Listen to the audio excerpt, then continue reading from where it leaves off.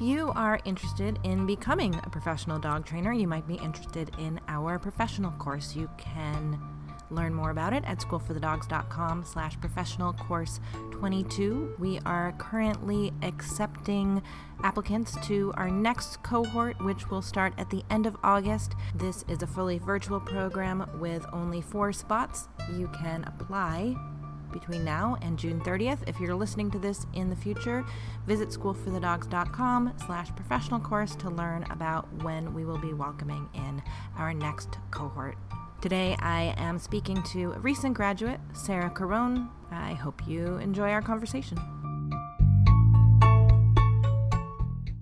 I developed this deeper relationship with dogs where prior dogs might have, to me, been one thing and dog training might have been one thing, but now it kind of has I can see its links to my own life and all these cultural things that we deal with.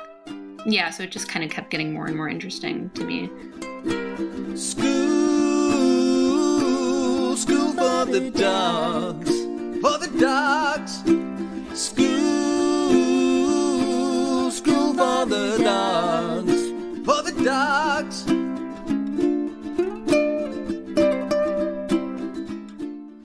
Sara Caron, I am so happy to have you here. Why don't you introduce yourself and we can just go from there? Sure. I'm Sara Caron. I'm a recent graduate of the School for the Dogs professional course, and I'm in Milwaukee, Wisconsin. You know, I think I told you this, but my dad's family's from Milwaukee. Oh, cute. You did tell me that. Although I've never been there, but the main association I have with all things Wisconsin is that my grandmother, when she would yell at my dad, I remember her always saying, "Bab." Yeah, that sounds about right. Yeah, his name was Bob, and I remember like doing drawing a cartoon of her when I was like 7, and I spelled it out like BAAAAB. That's adorable. That's like, so yeah. I'm from Chicago. I grew up in the city, but I've been living here long enough that sounds very, very familiar. So I guess let's maybe just talk chronologically about how you got to the professional course, and then I guess we can talk a little bit about what that experience is like, because we are welcoming in our next cohort at the end of August, and I would love for anyone else who's interested in becoming a professional to just sort of hear about what the experience was like for you. Cool. Yeah, I'm kind of jealous of that new cohort, actually. Oh. I'm like, I wish I could do it again. It was so fun. Well, do you know that I was like a School for the Dogs podcast fangirl? No. Well, I guess I knew that you found the professional course through the podcast. Yeah, it was as did Leah, and sometimes it really makes me feel like I've done something right with my life when I remember that, because I feel like I'm talking to no one by myself in a room. But if it got both you and Leah to the professional course and into my realm, then I feel glad. I mean, I'm just glad to know you, but I'm also just psyched to see what you guys are doing. So, oh, that's sweet. Yeah, because at that time I was kind of I was digesting lots and lots of dog media, and the funnel started wide, and I kind of narrowed it down to more and more logical sorts of information. Well, so what got you interested in looking things up to begin with, and then I'm curious about like the range of things that you found. Well, so I had a dog. My partner and I kind of share this dog who we don't live together, but we own a dog together. But I don't know, it was during the pandemic, and like many other people, I was spending lots and lots of time at home with my dog and kind of refocusing on my relationship with him. And I think it started out, I just wanted to like fix behaviors of his. He was reactive to other dogs on leash and some stuff like that. And I kind of just wanted a fix for it. So I started thinking that I could really buckle down and kind of tune up his training. And so it started wide. It started with like, I would digest sort of like balanced training media. And then I was just, as I started to learn more about what were you doing? Just like going into Google and Googling dog training? Yeah, basically, or like going into podcasts and Googling or searching dog training podcast, essentially, and just kind of taking things that people were suggesting. And yeah, I think School for the Dogs podcast was the first podcast that I found that was science-based, that seemed to be accessible for a layperson. And that is sort of why I started getting obsessed with it. And from there, I kind of developed a deeper understanding of animal behavior, and from that I was able to be more discerning in my my further education, I guess. Cool. Well, that's really, really nice to hear. I mean, I was reading all the bad stuff. It was like I was doing, when we first got our dog, I was doing the Caesar Milan. I was doing like from the worst to the kind of like that kind of thing. Or yeah, I would make him, like, we would see a small animal outside, like a squirrel or something, and I would make him sit for some reason. And I thought that humans are obsessed with sitting.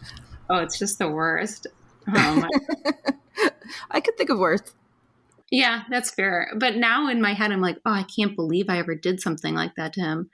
I never really used any techniques that were super aggressive, but I definitely would just do things that were sort of clueless like that, like make him sit or push his butt down to sit. It's all about sit. It was this awful sit obsession. I think there's a training company. I could be wrong. I think they're like compulsion trainers with shock collars and stuff, and they're called Sit Means Sit. Yeah, I think I've seen that. Well, it's amazing though to me now how much nonsense people are willing to believe, or how brainwashed we are about dogs and dog training. Last night, do you know about Jeff Gellman? No. I only recently discovered him, and his videos are something. But one of his big techniques is called bonking, and it involves taking a rolled up towel and smacking a dog with it really hard. Oh, God. I was at a party last night, and someone was like, "Oh, you're a dog trainer? We have a dog training issue. Every time we watch our neighbor's dog, the neighbor's dog pees on our rug." And just to see what would happen, I was like, well, what you need to do is get like a good sized bath towel and roll it up tightly, and then put rubber bands on each side and lift it up as high as you can. Then just like whack the dog as soon as the dog pees. And they were like, absolutely psycho. And they were like, I don't know if that would work on a small dog, would it? That's like really democratic and generous of them. I think they were just being polite, but I don't think so. I don't think they were like, clearly this person is crazy. I think they were just like, I don't know if that would work. Well, that's what's scary about it too, is that, you have a certain level of authority. So they're probably like, oh yeah. Well, I mean, the only authority is I said I was a dog trainer. They didn't know me other ways. But anyway, right. I mean, anyway, I promised that right afterwards, I was like, I'm totally kidding. Let me actually talk to you about it. You're like, just take your dog to the vet and then make sure you take him out every hour. There you go. No problem. Or pick up the rugs that probably smell like poo. Yeah, there's no towels are required. Anyway, so I forgive you making your dog sit all the time. I mean, I certainly did that a million times too. And sometimes actually I find, I don't know if this has happened to you, but like when other people now ask Poppy, for instance, to do things that I think are kind of silly, or even, how would you say, like silly or anti-progress, like she's jumping and someone's asking her to say sit or something like that. Oh, sure. Like sometimes, like, even though here I am, I own a freaking dog training studio in New York City. Like, this is what I do with my life. Like, I'll get tripped up, and I'll be like the words will get caught in my mouth, like, and I have to like summon up everything I can to be like redirect the person and redirect Poppy. Does that ever happen to you? Yeah, you know what? Like, my dog Chili, she actually has. It's kind of embarrasses me because I feel this way about sit, but she has an amazing sit. She'll sit anywhere when anyone asks her to. What's embarrassing about that? Well, it's just we should all be so embarrassed. I know. I'm like, wow. I'm like, did I put so much training energy into sit that she just has this totally foolproof sit? Good. I guess. I'm like, wow, maybe I should work on something more, just a little more meaningful, but it does the trick. I mean, uninitiated greeters are impressed usually. I mean, a default sit is not a bad thing, if only because people are going to say to her, sit 5 times in 5 seconds. So if she's going to sit anyway, despite them even asking. Yeah, that's true. It's like it's like a tool I gave her to navigate the world a little better, I guess. Totally. People are much more willing to deal with a sitting dog. So you were working. So you were whittling your way towards figuring out a kind of dog training that makes sense. Yeah, and I think it was just the more that I read, the more a kind of like positive reinforcement or science-based approach just made sense, which is why it's often so confusing when people seem to have lots and lots of knowledge, but they don't get to that same place. The thing that gets me in any conversation about balance training, punishment-based training, whatever you want to call it, training that defines Lima differently than I would, I guess you could say. Mm. It's the associations the dog is making. It's the classical conditioning, right? Like, how do you account for that? How do you account for the dog not associating getting whacked with a towel with the room that he's in and the person holding the towel and everything else that was in the environment when that happened? And is it just sure. Like, how do you deny that, and do you just accept that whatever effects that might have will happen after the client is no longer in your purview, or that it probably just won't be so bad? Yeah, and it's this idea too that sure, of course, punishment can create behavior change, but kind of at what cost? And going through the apprenticeship, I got another dog right before I started the apprenticeship, and she was 12 weeks old when I brought her home, and then probably like 20-ish weeks by the time the apprenticeship started, and kind of working through that with her and having a dog who's learned how to learn, kind of seeing the difference between her and our older dog who we got when he was a little older, and then who I was a clumsier trainer for. Just kind of the ways that they navigate the world are so different, and her ability to, her confidence in interacting with the world and understanding that her actions have an effect on her environment are pretty incredible. That's really cool. Yeah, it's so great. It's just like just seeing that, it's like really inspiring that she's like this full little being that just loves to learn and loves to work on her little projects and stuff. Yeah. I mean, I love that. I love that about dog training. I love feeling like I'm watering a plant that's thriving, I guess is the way to put it. That I'm definitely. That I'm giving this animal what it needs to exist happily. And it's not about, I think that can be reduced to like, oh, well, what, you enjoy spoiling your dog? But it's more about giving them the tools they need to figure out what works, and then like creating environments where they're going to be getting the things that they want by engaging in behaviors that are acceptable. Yeah, and also just a slightly deeper understanding of like canine enrichment and a dog's like species specific needs has given me a lot more grace as a dog owner to just more patience and more humor living with dogs when they're just doing dog things that can be inconvenient or annoying. Just kind of having that pause to be like, it's not moral, it's not personal, it's just a dog thing. Who cares?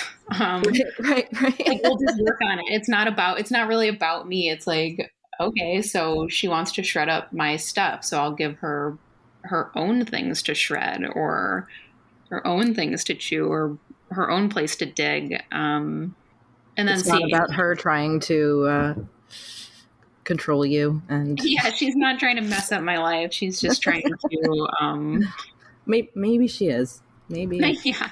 Did you have dogs that you trained growing up at all? We had dogs, but they had no formal training at all, and I'm amazed at the way many family dogs must have lived in the 90s. Like, I think, yeah, we would like give them a milk bone as a present every now and then, and I don't really recall them having any toys, or it was a little bleak.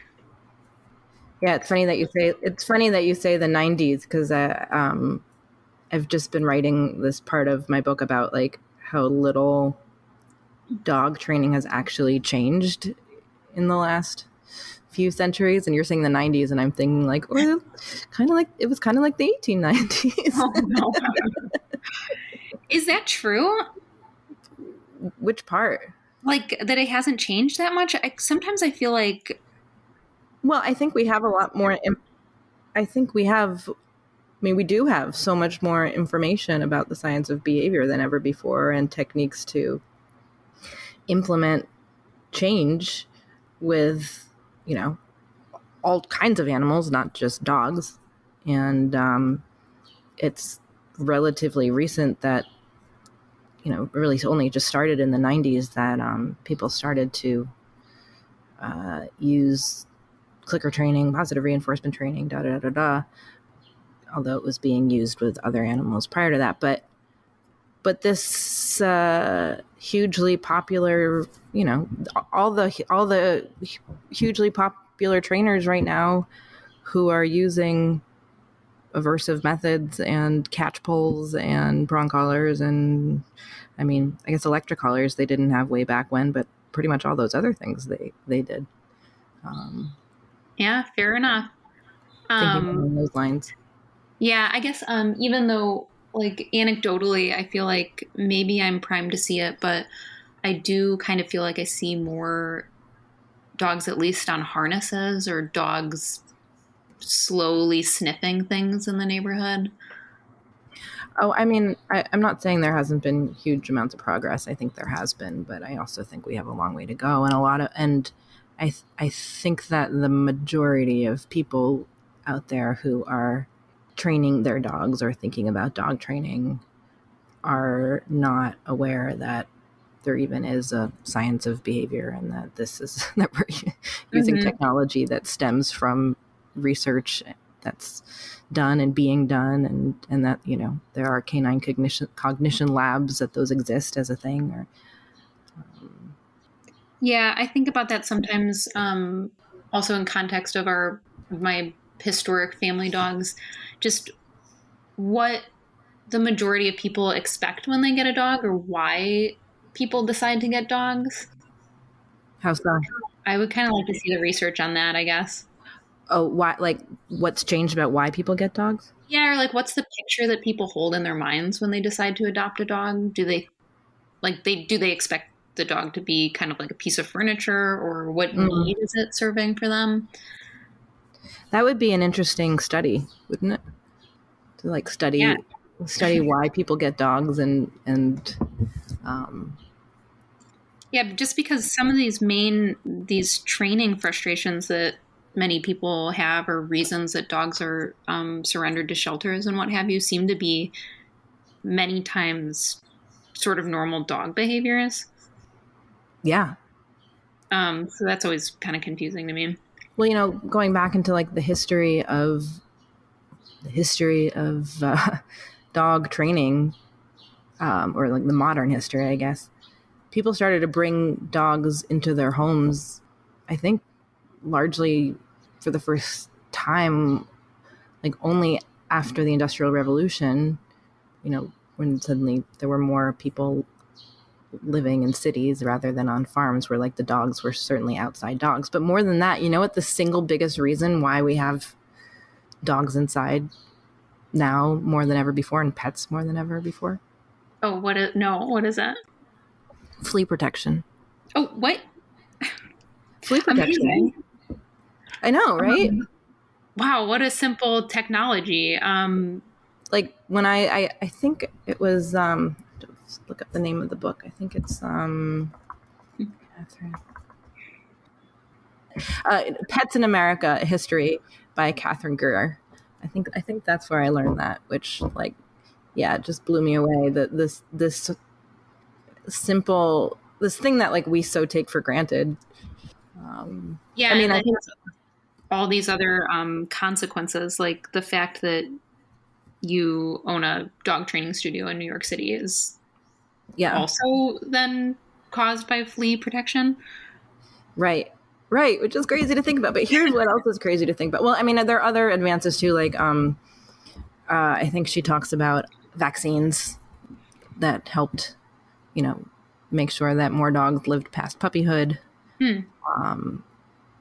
And certainly the whole world of dog breeding and like taking out our eugenics, or our desire to practice eugenics onto dogs instead of people, also led to there being so many dogs. But what I thought was interesting when I really started to thinking about like the flea protection, the vaccines, like that's science that like I can't tell you about.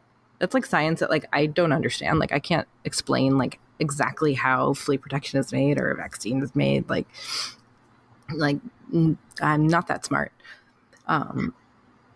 But people who understand that way better than I do have been able to make these advances that have, affected our lives. The basics of the science of behavior I can explain as I have on this podcast, like a pretty broad basic understanding that I think you could probably explain to a 10 or 11-year-old. I mean, my daughter's 3 and I already see her putting this stuff into place. Like we're working with our dog. Like that's the kind of science that is much easier to understand by someone who's, doesn't have some sort of advanced degree like I don't. And that also has the power, or I hope is having the power of like helping dogs live better, healthier, happier lives. But then there's this other way in which it's still kind of on the down low, even though it's so much less complicated than something like, I don't know, parvo vaccine. Do you know what I mean? Yeah. It seems like it's easier to understand just because it has more of a relationship to your lived experience. Right. Yeah, because it just describes it. So that must be what that's about. But it's still treated as some sort of like a pseudoscience where, well, I mean, I guess there's people who think that vaccinations aren't real either. So. Mm-hmm. Yeah, I know. I keep wondering throughout this whole dog training education of mine, I have wondered why I didn't learn this stuff sooner. Like why animal behavior isn't a bigger part of just regular like high school education, at least. Yeah. Like, did you learn about any of this in your earlier life? Not that I remember. No, I mean, I certainly though had like biology and chemistry and environmental science, all of which I remember none of. Uh-huh. I remember the xylem and the phloem are things. Oh, And it I has don't to do even know what with, those are. it has to do with celery. Okay. Okay, cool. Yeah, I mean, it's amazing. Or like, I mean, God, the levels of like calculus that I was doing, and yet this stuff isn't covered. At some point I learned that like after or during the Cold War, they started making kids do much higher levels of math and science. Like they got away from like, they kind of rushed through the basics to get people to, the point of graduating high school with relatively complex abilities. Because I remember doing like math homework, and my dad, who was like a much better student than I ever was like, I never got close to doing this kind of math. I have no idea what you're doing. Wow, that's really interesting. I hate that this is like a stereotype about someone who went to art school, but I'm so extremely deficient in math.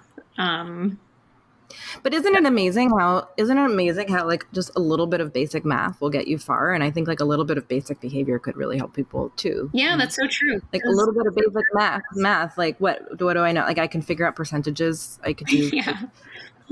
I could multiply fractions if I really had to. I mean, my high school algebra teacher, she would give us an assignment, and then as soon as we were done with the assignment, we could leave the classroom. And that's where my math education completely ended. I would just finish my math homework as fast as I could and immediately leave the class.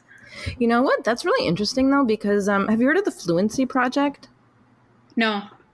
I went to, I was at a seminar a few years ago. It was about behavior, and this guy was there from the Fluency Project. And I reached out to him a couple times to try and get him on the podcast, and I think I never heard back. Maybe I need to reach out again. But I think mainly they help businesses make their workers more fluent at stuff. And as an example of fluency and what fluency means, he gave everybody worksheets that had like little math problems on it, like 2 + 5. And it was just like a page of like, I don't know, 30 little math problems like that, like adding single digits.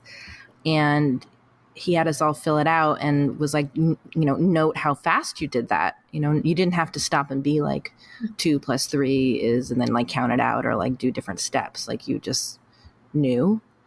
And that was like his example of fluency, of how it has to do with that automaticity and speed with which you can do something like add single digit numbers. So it's almost like your teacher was helping you build fluency and also rewarding you, or at least like negatively reinforcing you. You're done, you can leave. A slipshod job. So you decided to do the professional course. Were you thinking like, I want to become a dog trainer, or I just want to like learn more about this stuff? What were your specific goals?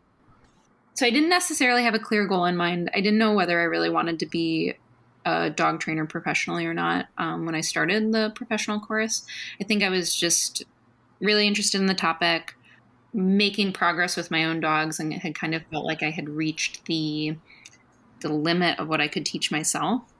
And that's sort of how I approached it. And I would sometimes think at the beginning of the apprenticeship, like, do I even really like dogs? Like, do I like dogs, or am I just really interested in dog training? And now I think people who know me would think that was like an absolutely psychotic assessment of myself. Well, like to be fair, like dogs is not one thing, right? Yeah, that's so true. Do I like humans? And I guess a lot of humans I like. I developed this deeper relationship with dogs where prior dogs might have to me been one thing and dog training might have been one thing, but now it kind of has I can see its links to my own life and all these cultural things that we deal with. Yeah, so it just kind of kept getting more and more interesting to me. What's an example of something you can no longer unsee? It's putting on the dog training glasses. Well, and not even just not sort of specifically. Well, I can't unsee all dog body language. I feel like I walk out into the world and it's just so loud. There's dogs out there, and I see like every little glance away from something that a dog does, or every little subtle body language type thing, and that is a little bit like, maybe I wish I could unsee that part. But just kind of how, I guess the bigger cultural stuff is more like just how punishment is used in interpersonal relationships, and then on societal levels too, like our whole like the carceral system, or just these bigger structures that now it seems so clear that there must be a better way to do it. We must just be we're just kind of falling into this pattern because punishment can be reinforcing for the person who's punishing, and all those sorts of effects. Does that make any sense? Yeah, 100% to me. Yeah, no, it's I never thought that dog training, that like deciding to become a dog trainer was like going to be something that would change my worldview. And I think when I started, like impact interpersonal relationships, like that's. I was talking to my friend,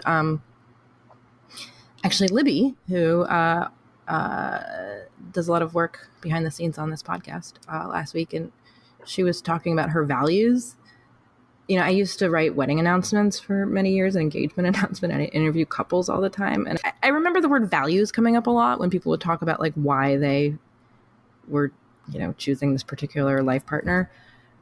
And I recall a much younger version of myself thinking like it was just such an empty word to me. Like, what did that even mean? Like, we share the same values. Like, what? Like, you love your family? Like, people rarely elaborated on what their values were. They just said that they had values that they shared with the other person. And she was talking about her values and in a kind of broad way. And I suddenly thought like, oh, I actually think I like have values now that I could define pretty clearly, and that is 100% thanks to the fact that I became a dog trainer. I think prior to that I might have just given sort of like large generalizations about stuff like, I don't know, family and health or something. Yeah, definitely.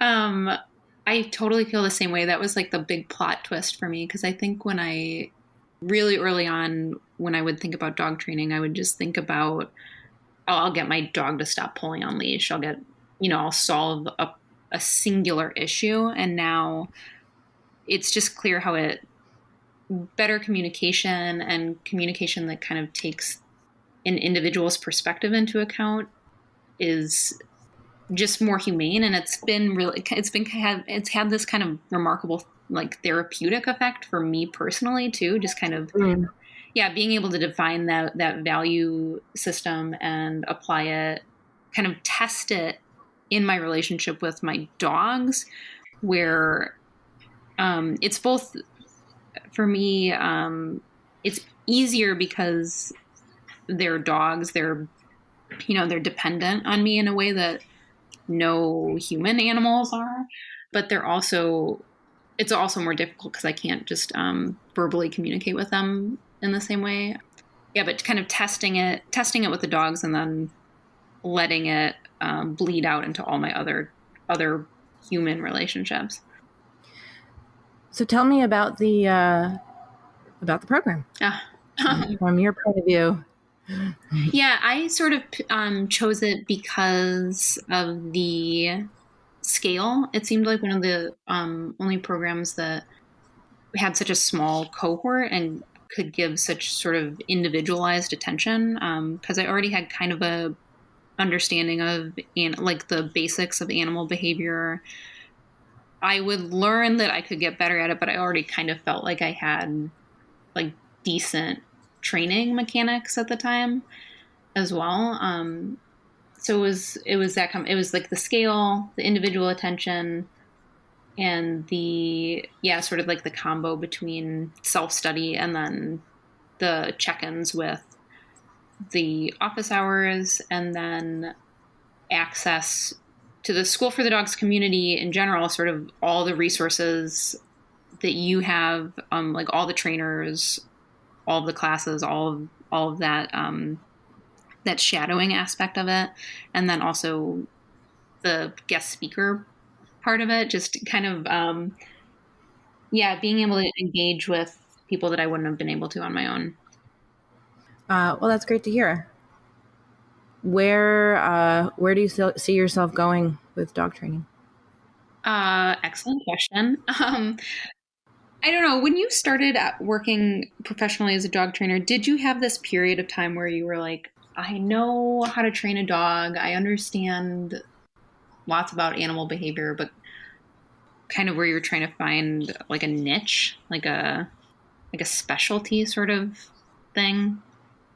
Yeah, I mean, I don't think I thought of it so much as like I need a specialty, and I felt more like I actually think in the decade-ish since I decided to become a dog trainer, I think there's a lot more specialization happening, which is a really, really good thing. So don't think a specialty occurred to me so much as sort of trying to figure out how to communicate all that I knew with new people and their dogs, because every individual is different. Every dog is different. No, there are no two situations that are exactly the same. And how do I communicate like the solutions that I have in mind that I know will work, broadly speaking, to this individual, and also just, I guess, figuring out what I liked and what I was into was like a bit of a challenge and a process. But I definitely had like an epiphany moment. A month or so after I graduated the Karen Pryor Academy, I went to the Association for Professional Dog Training conference, and which I think was just such a good thing to like just get out, because I also did like a remote program. I think it was really great to be able to just like go and just meet a whole bunch of other dog trainers and just like hear what they were doing and see what was like what this larger world was like. And I really had an epiphany at that point of like, there is so much cool stuff in this world. Like this is just like such an exciting area that I knew nothing about a year ago. And I think like what I really want to do is figure out how to bring this amazing stuff to more people, or like just turn people on to the fact that this exists as a world, as a profession, as an interest, because and that felt more exciting to me than realizing like, oh, what I really want to do is deal with dogs who have aggression issues or whatever. So I guess that was my like moment of clarity. But to get to that point, to get to, I mean, I still though worked like millions of kinds of cases. But I guess with time realized that like just one-on-one, like the thing that excited me most was like the intro session. It was like helping shift people's point of view, and in such a way that like, I'm like, oh, even if I think I've helped this person even realize that there's this path that they can take. And even if like they never come back to School for the Dogs, I never hear from them again, I think I've like turned them in the right direction. And like that to me is incredibly gratifying. Where I don't know, there are other trainers who like what makes them really happy is like seeing a major result in a major change in a dog going from, unable to be home alone at all to being okay alone, and or being able to walk past another dog on the street. And that while those changes are exciting to me, it's not as exciting as that like initial like helping people sort of have an aha moment. Yeah, that's actually quite useful, because that little perspective shift is also really important to me. Like, I think as a dog trainer, I am really excited to just work with more dogs and understand how techniques are kind of applied to various individuals, and sort of that troubleshooting and kind of experimentation is really exciting. And just this whole field it can be so expansive. I'm really interested in just kind of like fulfilling dogs' needs, and just everything that you can do for a dog just based on enrichment is pretty exciting to me. And then consent behavior stuff, I'm like really excited to learn more about and put more into practice. Yeah, but just that kind of, I think that just that little bit of education, that little bit of perspective shift can make such a huge difference between a dog and person relationship. Well, thanks so much for talking. And we should mention that you're doing a lot of client communication these days for us. I sure am. Yeah. And that we are running these free consults, which are bookable at schoolforthedogs.com/free consult. And they are meant for people who haven't worked with us before. But if someone wants to learn more about the professional course, they could book one and get you on the horn. That's a very nice idea. Corner you. I hope somebody does that. I would love to chat with someone about it.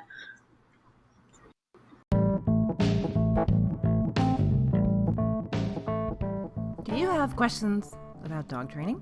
Do you have a question about your dog? How to help your dog do something or not do something? Would you like some suggestions for some great toys for your dog? Some fun things you could do with your dog? Some awesome classes you can take with your dog? If you answered yes to any of these questions, you should go ahead and book a free consult with a School for the Dogs trainer. A School for the Dogs certified professional trainer is waiting to take your call. You can go ahead and book a free virtual dog training session now at schoolforthedogs.com/free consult.